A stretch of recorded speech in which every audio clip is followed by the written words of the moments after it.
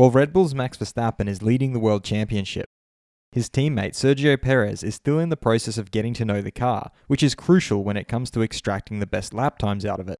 Perez has now highlighted the issues he's facing, and team advisor Helmut Marko has complimented Perez for his approach, while also taking a jab at former Red Bull driver and current AlphaTauri driver Pierre Gasly. I'm your host Dillon Shelley, and first up on Formula World, Marko compliments Perez while calling out Gasly. Perez began by pointing out the crux of his problems as quoted by Motorsport. "It's because of small variables that I still don't feel completely at home in the car, but I see the light at the end of the tunnel." What are the small variables? Driving with different compounds, different wings, and in different weather, things you can adapt to very easily if you know the car very well. He also argued that he isn't the only driver in this predicament. "I'm not the only one who struggles in a different car. I haven't suddenly forgotten how to drive either. It just takes me a bit longer than I would like, unfortunately." Marko, in conversation with Automotor und Sport, meanwhile, praised Perez for his approach, while taking a subtle shot at Pierre Gasly, who once was a Red Bull driver, but was infamously axed after the first 12 races of 2019.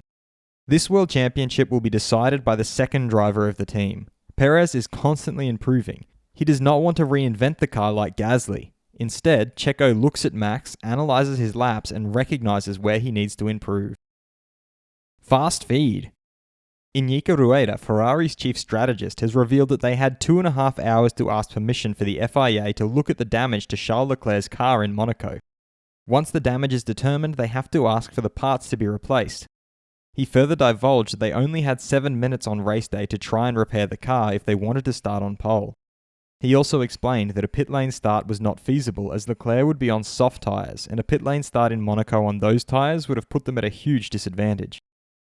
Charles Leclerc, meanwhile, has stated that "Monaco, I love you and hopefully one day you will love me back."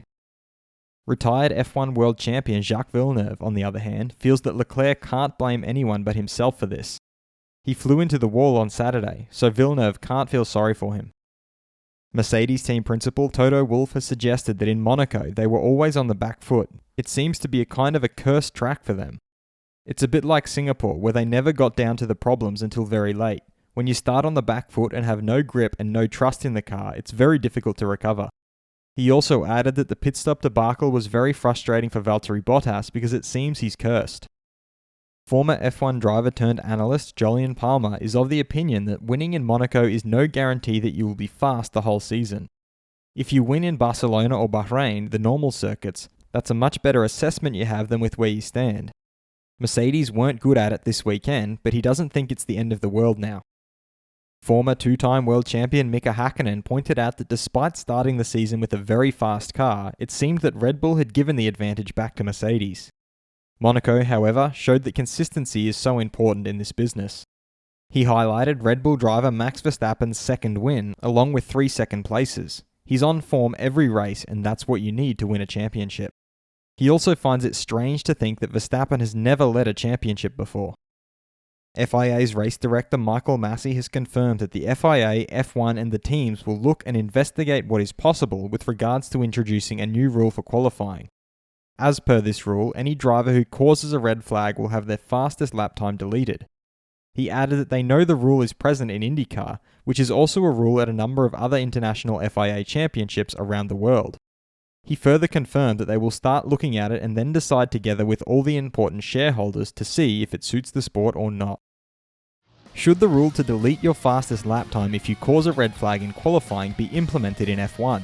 Head over to my community page to vote in the poll and let me know what you think in the comments. And if you liked this video, feel free to subscribe and check out my others for all the latest in the world of Formula 1.